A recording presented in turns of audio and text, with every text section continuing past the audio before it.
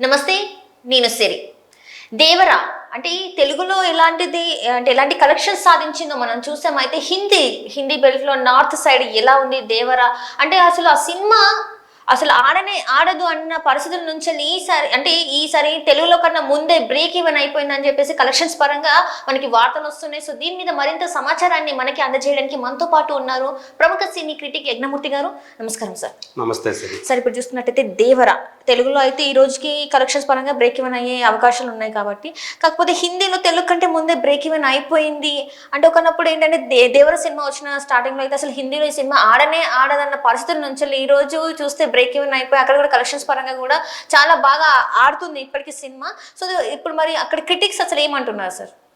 So 'దేవర' cinema తెలుగుకి వచ్చేటప్పటికి అదే Telugu cinema, proper Telugu cinema కాబట్టి ఇక్కడ అత్యధిక రేట్లకి డిస్ట్రిబ్యూటర్లు కొన్నారు. తెలంగాణ కానివ్వండి, ఆంధ్రప్రదేశ్ కానివ్వండి. సో మనకు మామూలుగా ప్రధానంగా 3 ఏరియాలు: తెలంగాణ, దాన్ని నైజాం అంటాము, అలాగే ఆంధ్రాలో యాక్చువల్గా 6 ప్రాంతాలు ఉన్నాయి. అంటే నెల్లూరు నుంచి విజయనగరం వరకు 6 ప్రాంతాలు. ఇది కాకుండా రాయలసీమ, దాన్ని సీడెడ్ అంటారు సినిమా బిజినెస్ పరిభాషలో. సో ఈ 3 ఏరియాలకు సంబంధించి చాలా భారీ రేట్లకి 112 కోట్ల పైనే ఈ 2 రాష్ట్రాల్లో ప్రీ బిజినెస్ వాల్యూ అని చెప్పి ట్రేడ్ వర్గాల వాళ్ళు అంచనా వేశారు. ఇప్పటికి 110 కోట్లు వచ్చేసాయి అందులో షేర్ రూపంలో. సో ఇంకొక 2 కోట్లు వచ్చేస్తే బ్రేక్ ఈవెన్ అవుతుంది. సో ఈరోజు సెలవు రోజు మార్నింగ్ షోస్ చాలా బాగా కలెక్షన్స్ వచ్చాయి అని చెప్పేసి మనకు తెలుస్తుంది. మోర్ దాన్ 75% ఆక్యుపెన్సీ కనిపిస్తోంది. కొన్ని చోట్ల హౌస్ఫుల్స్ కూడా కనిపిస్తూ ఉన్నాయని చెప్పి మనకు అందుతున్నటువంటి సమాచారం బట్టి తెలుస్తుంది. సో ఈరోజు తెలుగు వర్షన్ 2 రాష్ట్రాలకు సంబంధించి బ్రేక్ ఈవెన్ అనుకుంటే, హిందీ వర్షన్లో దీనికి అంత హైప్ లేదు, అంత క్రేజ్ రాలా. అందుగురించి దానికి తగ్గట్టుగానే దీన్ని 20 కోట్ల రూపాయలుగానే హిందీ వర్షన్కి సంబంధించి వాల్యూ వేశారు, డిస్ట్రిబ్యూషన్ వాల్యూ. సో ఆల్మోస్ట్ అంటే సొంతంగానే ప్రొడ్యూసర్స్ దీన్ని రిలీజ్ చేశారని చెప్పాలి. కరణ్ జోహార్ ఆయన ద్వారా పంపిణీ చేశారు. సో ఇప్పుడు చూసుకుంటే, నిన్నటి వరకు చూసుకుంటే బ్రేక్ ఈవెన్ అయిపోయింది. అంటే 20 కోట్లు షేర్ రూపంలో వచ్చేసాయని చెప్పాలి. బట్ అక్కడ ఫస్ట్ మనకేందంటే మనం షేర్ రూపంలో చెప్తాము, వాళ్ళు నెట్ రూపంలో చెప్తారు. అంటే నెట్ అంటే జిఎస్టీని పక్కన పెట్టేసి మిగతాది చూస్తారు. మరి థియేట్రికల్ రెంట్లు ఇవన్నీ కూడా క్యాలిక్యులేట్ చేసుకుంటే అక్కడ అయిపోయింది. ఆ 20 కోట్లు అనేది దాటేసింది నిన్నటికే అని చెప్పి మనకు అందుతున్న సమాచారం. సో మొదటి రోజు ఇక్కడ చూస్తే, ఇక్కడ బాలీవుడ్ ప్రముఖ విశ్లేషకుడు ఎవరైతే ఉన్నారో తరణాదర్శ్, ఆయన సో బిజినెస్ అనేది సోమవారంతో పోలిస్తే, మండేతో పోలిస్తే it numbers starting Tuesday evening with today's national holiday. ఎందుకంటే ఈరోజు గాంధీ జయంతి కాబట్టి నేను సాయంత్రం నుంచి అంటే ఆఫీసులన్నీ అయిపోతాయి, ఇంకా అందరూ కూడా సెలవు మూడ్లోకి వచ్చేస్తారు. అందుగురించి సాయంత్రం షోలు ఏవైతే ఉండేవి, ఫస్ట్ షో, సెకండ్ షో అవి వాటికి బాగా గ్రోత్ కనిపించింది. So further growth is expected. 'Devara' is eyeing 45 crore to 50 crore in its week 1. An excellent figure, especially given the limited pre-release buzz and the slow start for the Hindi version. So ఆయన మొత్తం అంతా కూడా ఎలా వచ్చిందో కూడా ఆయన వేసుకుంటూ వచ్చాడు. Friday 7.95 crore, Saturday 9.5 crore, Sunday 12.07. అంటే మొదటి రోజు కంటే రెండో రోజు కంటే మూడో రోజు పెరిగాయి. సో ఎప్పుడు పెరుగుతాయంటే ఆ సినిమా మీద పాజిటివ్ టాక్ ఉంటే పెరుగుతాయి అలా హిందీలో. సో వేరే మండే వచ్చేటప్పటికి వర్కింగ్ డే కాబట్టి తగ్గింది, 4.4 వచ్చింది. బట్ మళ్ళీ ట్యూస్డేకి వచ్చేటప్పటికి 4.8 crore అయింది. ఇది ఎందుకు పెరిగిందంటే 40 లక్షలు ఇప్పుడు మనం చెప్పుకున్నట్టు సాయంత్రం షోలు ఏవైతే ఉండేవో, రాత్రి షోలు, ఫస్ట్ షో, సెకండ్ షోలు, అవి వాటికి పెరిగాయి, ఆడియన్స్ పెరిగారు. అందుగురించే మొత్తం టోటల్గా చూసుకుంటే 38.72 crore నెట్ వచ్చింది, హిందీ వర్షన్ మాత్రమే.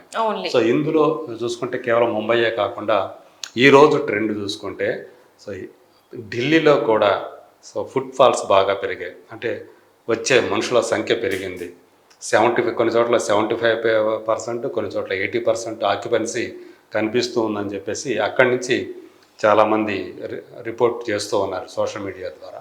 సో అట్లాగే మాస్ పాకెట్స్ ఏవైతే ఉన్నాయో రూరల్ ఏరియాస్, అక్కడ 'దేవర'కి మల్టీప్లెక్స్ మించినటువంటి ఆదరణ అక్కడ కనిపిస్తుంది. అంటే సింగిల్ థియేటర్స్ అయినా కూడా మనకి అక్కడ అంటే 'దేవర' మీద మల్టీప్లెక్స్ల కంటే కూడా సింగిల్ స్క్రీన్ థియేటర్ ఆడియన్స్ ఎక్కువ ఇంట్రెస్ట్ చూపిస్తున్నారు. సో అంటే RRR ఎఫెక్ట్ అనేది జూనియర్ ఎన్టీఆర్ అందులో చేసినట్టు పర్ఫార్మెన్స్ ఏదైతే ఉందో అది ఆయనకి అక్కడ అభిమానుల్ని సంపాదించి పెట్టింది. అట్లా మాస్ పాకెట్స్ అని ఏవైతే అంటాం మనం, రూరల్ పాకెట్స్, వాటిలో అక్కడ ఉండేది ఎక్కువగా మల్టీప్లెక్స్ల కంటే సింగిల్ స్క్రీన్స్ కాబట్టి అక్కడ బాగా నంబర్స్ ఎక్కువ కనిపిస్తూ ఉన్నాయి. వాటి వల్లే ఈ ఫిగర్స్ అన్నీ కూడా ఎక్కువగా కనిపించేది. ఇందులో సగం మల్టీప్లెక్స్ అనుకుంటే మిగతా సగం అంతా కూడా సింగిల్ స్క్రీన్ నుంచే వచ్చాయని చెప్పేసి మనకు అర్థమవుతుంది. సో అట్లా అంటే తను ఏదైతే దేవర క్యారెక్టర్ ప్రధానంగా హిందీ వాళ్ళని బాగా అట్రాక్ట్ చేస్తుంది ఏదంటే దేవరగా ఆయన చేసినటువంటి పర్ఫార్మెన్స్, అలాగే ఆయన చెప్పినటువంటి డైలాగ్స్.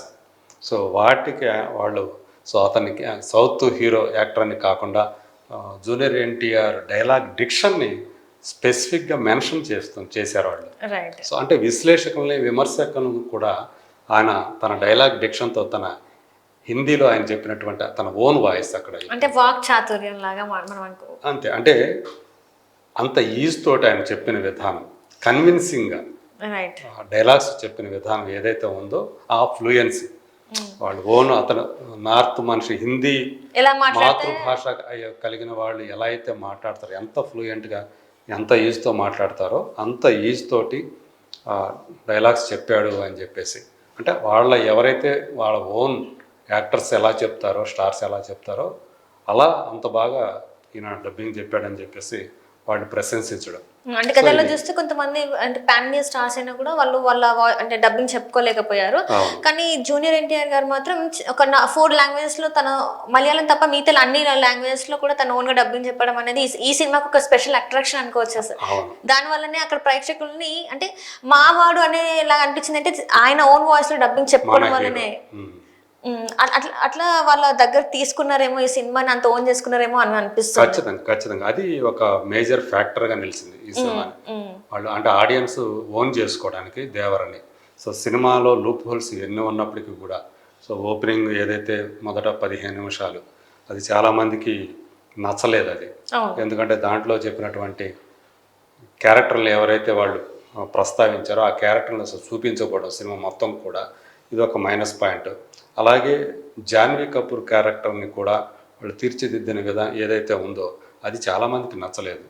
యాక్చువల్గా జాన్వీ కపూర్ వచ్చినప్పుడు సినిమా ఆ పేస్ ఏదైతే ఉందో స్పీడ్గా వెళుతున్న సినిమా కూడా కొంచెం డల్ అవుతున్న ఫీలింగ్ కలిగింది. జాన్వీ కపూర్ అంత వీక్గా ఉంది ఆ క్యారెక్టర్. ఈవెన్ అది నార్త్ వాళ్ళ ఆమె నార్త్ హీరోయిన్ అయినప్పటికీ కూడా జాన్వీ కపూర్, అలాగే విలన్ సైఫ్ అలీ ఖాన్ నార్త్ అయినప్పటికీ కూడా సో ఈ 2 క్యారెక్టర్ల కంటే కూడా జూనియర్ ఎన్టీఆర్ క్యారెక్టర్ చాలా బలంగా ఉంది. ఆ 2 క్యారెక్టర్లు అంటే ఈవెన్ సైఫ్ అలీ ఖాన్ క్యారెక్టర్ కూడా మనం ఎక్స్పెక్ట్ చేసిన దాన్ని అంత పవర్ఫుల్గా లేదు అనే ఫీలింగ్ వచ్చింది. సో ఇంకా పవర్ఫుల్గా తీర్చిదిద్దినట్లయితే మరింత అంటే విలన్ అంటే క్రూరంగా ఉండాలి, మరింత క్రూరంగా కనుక ఆ క్యారెక్టర్ ఉన్నట్లయితే దేవర్ క్యారెక్టర్ ఇంకా ఎలివేట్ అయ్యేది. సో ఇంకా మరింత ఎక్స్ప్లోజివ్గా క్యారెక్టర్ ఉండే అవకాశం ఉంది.